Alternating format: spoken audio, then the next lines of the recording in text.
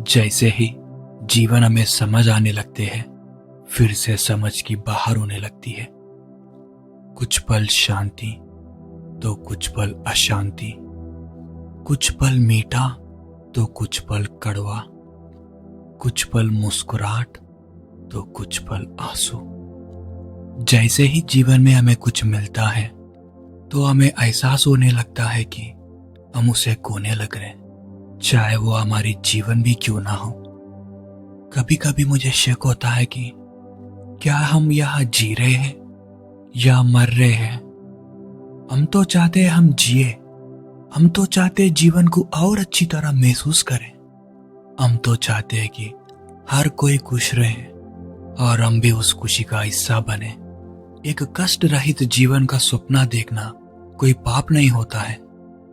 हमने कभी किसी से हमें जन्म देने की गुहार नहीं लगाई, फिर भी हम यहाँ हैं। इसलिए हमें जो जीवन मिला उसमें खुशी से जीना चाहते हैं। हम भी हर जीव की तरह इस दुनिया की खूबसूरती का आनंद लेना चाहते। हम भी फूल की तरह मनमोहक खुशबू को इस हवाओं में फैलाना चाहते हैं। सभी सुंदरता की तरह हम भी सुंदरता से भरना चाहते हैं। हम भी चाहते हैं कि हमारा जीवन सभी रंगों की तरह रंगहीन हो, लेकिन खुशी से रहने की ये चाहत हमें कभी कभी अंधा कर देती है।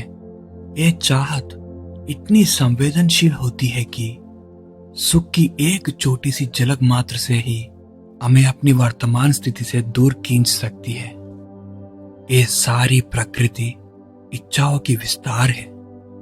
इधर हर कोने में कोई ना कोई आशा हमें घेर लेती है। इसलिए ये हम पर निर्भर है कि इसमें से एक सार्थक इच्छा चुने। अगर आपकी जीवन काली है, उसमें कोई अर्थ नहीं है, तो एक सही इच्छा चुनना मुश्किल होता है। मैं जानता हूं कि जीवन में अर्थ खोजना कितना कठिन होता है, क्योंकि कभी कभी हमें लगता है भोग ही सब कुछ है, और कभी कभी हमें लगता है जीवन व्यर्थ और अर्थहीन है। असल में सिर्फ जीवन जीने का इच्छा ही काफी है जीवन में अर्थ डालने के लिए। लेकिन समस्या ये है कि यह प्रकृति हमारी कल्पना से भी गहरी है। हमारी जन्म के समय हम ईश्वर के बहुत करीब होते हैं, लेकिन जैसे जैसे हम बड़े होते हैं, इस प्रकृति की मोह, काम वासना, इच्छा, आकर्षण और प्रलोभन, ये सब हमें अपनी ओर खींच लेती है। यही कारण है कि सबसे पहले हमारे मन में लोभ की इच्छा उत्पन्न होती है। जैसे ही इस लोभ की इच्छाओं को भोगना शुरू करते हैं, जीवन में दुख और कालीपन महसूस होने लगते हैं, और उस वक्त वे सब कल्पना मिटने लगते हैं जो हमें प्रेरित किया, क्योंकि यहाँ जो कुछ भी खिलती है वो सब मुरझाने लगते हैं। मगर तभी हमारी कॉन्शियस में जीवन को मार्ग देने की इच्छा उत्पन्न होती है। लेकिन हम जानते हैं इस इच्छा को पूरी करने के लिए हमें प्रयास करना जरूरी होती है। इंस्टेंट प्लेजर्स को एक्सपीरियंस करने के बाद प्रयास करना और भी ज्यादा बोझ लगती है। ये प्लेजर्स गहरी नींद की तरह है, जिनसे हम जागने की मन नहीं लगता, भले ही हमारा जीवन बर्बाद हो रहा हो। इसलिए इस सुखद नींद को लंबी दूर तक जीवित रखने के लिए हम परिचित होते हैं मादक द्रव्यों से। कल्पना प्रकृति की प्रबल शक्ति है। ये मादक द्रव्य अपने रस को हमारी कल्पनाओं में भरकर लोभ की विस्तार को और भी बढ़ाती है। वह रस हमारी होश को बेहोश में बदल देती है।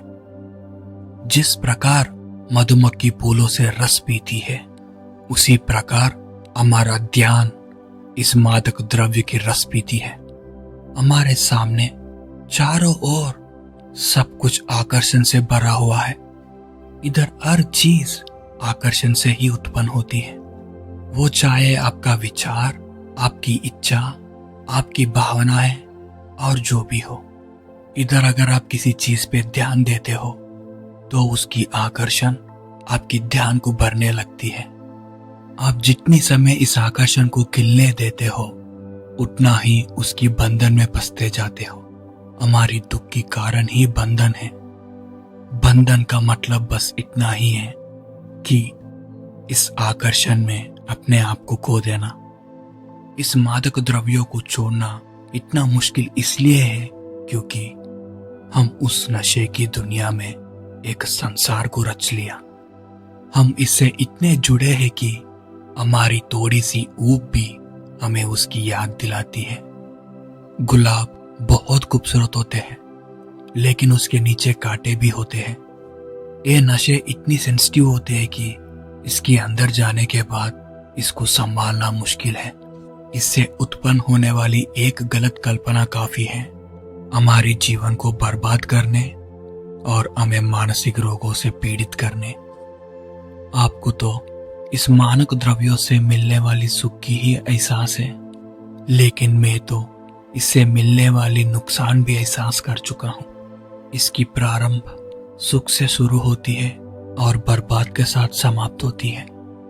इन सब नशीली पदार्थों से मुक्ति दिलाने वाली एकमात्र चीज है होश, और ये होश जागती है करुणा से। करुणा जीवन की एकमात्र इलाज है। हर सहायता में वही है, हर उम्मीद में वही है, हर विश्वास में वही है। जितनी करुणा आपके अंदर जागती है उतनी ही होश बढ़ती है। ये होश धीरे धीरे मादक पदार्थों से जुड़े पुराने यादों को मिटा देती है। केवल होश ही जीवन को मधुरता से भर सकती है। किसी भी हाल में उम्मीद मत छोड़ो। उम्मीद छोड़ने से चीजें और भी बिगड़ने लगते हैं। मैं तो ईश्वर से प्रार्थना करता हूं आप में कोई भी वो दिन ना देखे जिन दिनों से मैं गुजरा। ईश्वर है, उसकी गवाह मैं हूं, लेकिन बार बार वही गलतियां दोहराने से ईश्वर भी आपकी सहायता नहीं कर पाएगा।